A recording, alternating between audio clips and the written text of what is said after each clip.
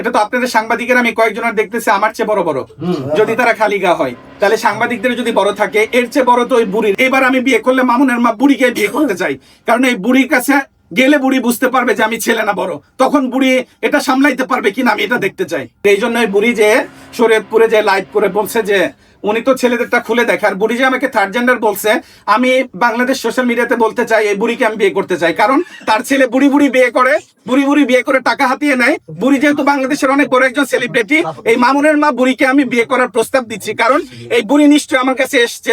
তাছাড়া বুড়ি আমার জেন্ডার নিয়ে কিভাবে কথা বলে, কারণ বুড়ি যদি আমাকে না খুলে দেখে ততক্ষণ তো সে বিলিভ করতে পারবে না। এই জন্য আমি আমার জেন্ডার প্রমাণ করার জন্য বা আমি পুরুষ কিনা এটা প্রমাণ করার জন্য এই বুড়িকে বিয়ের অফার দিলাম, এবং আমি এই বুড়িকে বিয়ে করব। আমার আপনাদের সাংবাদিকদের মধ্যেও তো অনেকের প্রাইভেট পার্ট বড় বড় দেখতে পাচ্ছি, আমার সামনে আছে। বুড়ি হচ্ছে প্রিন্স মামুনের মা।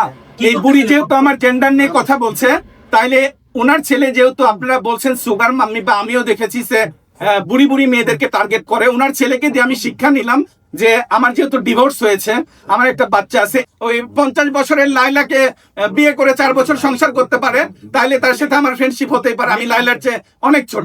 চুল বড় হলে যদি মেয়ে হইতো তাহলে তো আমি বললেই দিলাম যে ইউনিভার্সিটির প্রত্যেকটা ডিপার্টমেন্টের ছেলে পেলে বা যারা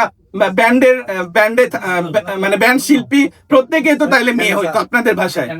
আচ্ছা মোহনা, এই যে লিখনের কাছ থেকে আপনি কি ধরনের সহযোগিতা পাচ্ছেন? সে তো ধরেন মামুনের সাথে যার ঝামেলা হয় সেখানে মোহনা না, আপনি অনেক মেয়েকে কোলে নিয়ে বসে ভিডিও করেন, ছবি তোলেন, এটা কেন করেন? আমি অ্যাজ এ কন্টেন্ট ক্রিয়েটর আমার সাথে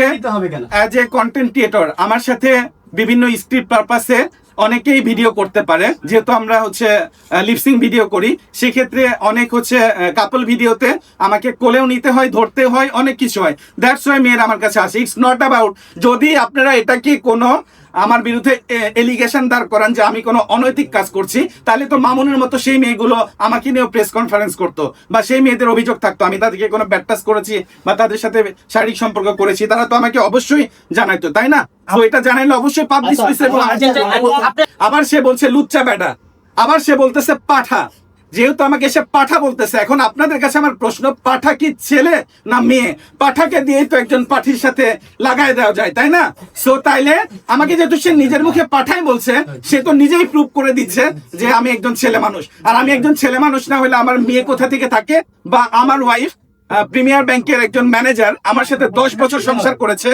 একটা মেয়ে তো কখনো একটা থার্ড জেন্ডার বা একজন হিজড়ার সাথে 10 বছর সংসার করবে না, এটা থেকে তো বোঝা যাচ্ছে। আর চুল বড় নিয়ে যেটা মামুনের মা বলেছে, ঢাকা ইউনিভার্সিটিতে যান, চারুকারু ডিপার্টমেন্টে যান, রাজশাহী ইউনিভার্সিটিতে যান, চট্টগ্রাম ইউনিভার্সিটিতে যান, চারুকারু ডিপার্টমেন্টের প্রত্যেকটা ছেলের আমার চেয়ে বড় বড় চুল। এছাড়াও বাংলাদেশের অনেক সিঙ্গার আছে, যেমন আইয়ুব বাচ্চু, জেমস বা আদার্স আরো যারা আছেন, হাসান, তাদের অনেক বড় বড় চুল, যাদের চুল কোমরে পড়ে। তো চুল বড় থাকলে আর মাস্ক পরলে যদি থার্ড জেন্ডার হইতো, তাইলে তো আমি বলবো যে তারাও থার্ড জেন্ডার না। তাদের চুল বড়, কিন্তু তারা তো ক্যামেরার সামনে আমার অসংখ্য ভিডিও, আমি যেহেতু সোশ্যাল প্ল্যাটফর্মে একজন অ্যাক্টিভ পারসন, সোশ্যাল প্ল্যাটফর্মে আমার অসংখ্য ভিডিও মাস্ক ছাড়া আছে। ইটস নট লাইক যে আমি একদম মাস্ক ছাড়া কখনোই আসি নাই। আমি তো একটু আগে আপনাদের সামনে ক্যামেরার সামনে, এবং সে শুধু আমার এটা নিয়েই বলে নাই, সে এটাও বলেছে যে মাস্ক খোলা অবস্থায় আমাকে দেখলে মানুষ থুতু দিবে, এর কারণে আমি মাস্ক পরে থাকি। আমি তো একটু আগেও মাস্ক ছাড়া ছিলাম। আপনারা তো আমাকে কেউ থুতু দেন নাই, বরং আমাকে আপনাদের জার্নালিস্টের মধ্যে কয়েকজন আমাকে বলেছে, আরে লিখন এত সুন্দর দেখতে, তারপরে সে কেন মাস্ক পরে আছে? এটা আমি আমার প্যাশন হিসেবে বা ভাইবস হিসেবে নিয়েছি। এটা নিয়ে আননেসেসারি বা ইলজিক্যাল টপিকস দাঁড় করিয়ে সে যে মেয়েদেরকে নির্যাতন করেছে, এখান থেকে সে কখনোই রেহাই পাবে না, এবং আমি এটা প্রতিবাদ করেই যাব। আমি তো মামুনের মার জন্য আমার এতদিনের ক্যারি করা একটা ভাই নষ্ট করতে পারবো না। আমি মাস্ক খুলেছি, আমাকে যখন চাকু মেরেছিল তখন আমি ঢাকা মেডিকেলের সামনে মাস্ক খুলে ভিডিও করেছি, যে ভিডিওগুলো আছে অনেক জায়গায় আছে। মানে এগুলা নির্যাতনের শিকার হচ্ছি, আপনারা এটার জন্য কি করতে পারবেন এগুলা নিয়ে কথা বলতে? উনি কেন মাস্ক